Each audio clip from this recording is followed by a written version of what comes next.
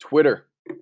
Let's stop here for a second because Twitter is so important. Twitter, in my opinion, is the number one way to expand your reach exponentially. Um, Remember when I said Facebook is reaching people that you sort of already know or in your community or friends of friends of friends. Twitter is really a way to go way further than just your local community. I mean, we talked about what social media could do for you and simultaneous all around the world, efficiently. That's where Twitter can take you. Now, if you have good information and value to offer, don't tweet, buy my book. We don't need that. The world doesn't need that. There's enough billboards out there, right?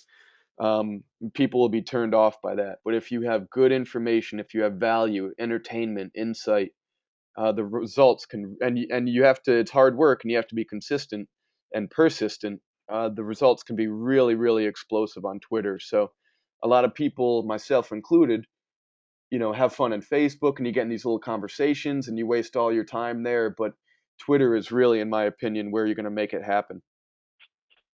So why is Twitter so amazing? Well, most people probably know, but if you don't, Twitter has a way of basically building an identity into what you write, that you could interact with unlimited people from all over the world.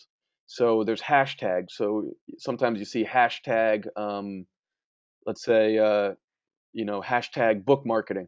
Well, certain people who are in the industry or are interested in book marketing will find that topic because you hashtagged it. Also, names. You could say, President Obama something something. Well, if you have their Twitter handle, you have their name built in, then anyone else who's looking at that same topic or searching or interested or what have you is might come across your information. So what you could do is, again, you're basically coding your tweets to try to reach your target market, try to reach people who are searching for this information, already looking at it, and that's really powerful. Um, oops.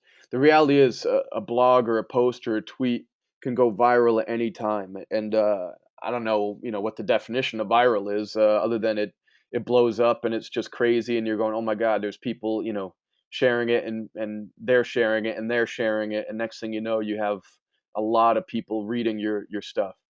Um, I had a couple, I've written tons and tons of blogs and tons of I thought were really good things that just, crickets, nothing.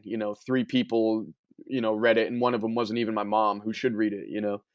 And I've had things that I've just, been overtired and needed some coffee, and I just scribbled because it was important to me and sent in a blog, and they've gone viral. So you never know. All you could do is put out in the world. But a couple of recent ones, I wrote a piece about Miss America, in the U.S. there of Indian descent, her ancestors, and all the racist backlash on Twitter. And I wrote sort of a wise ass how to be a 30 ways to be a better racist on Twitter, retort to that, defending her, and had about 100,000 people read my blog in 4 or 5 days, and about 300,000 people. It got picked up by media. I mean, it was just crazy.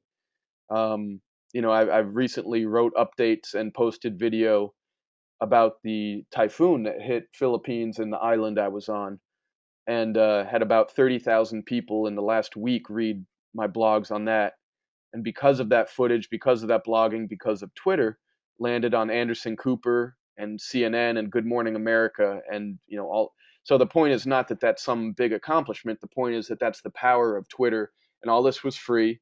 The ones that went viral, the posts or the blogs, didn't take me any more time or attention or effort than the ones that didn't. But that's really the exponential potential or possibilities of Twitter for marketing your book.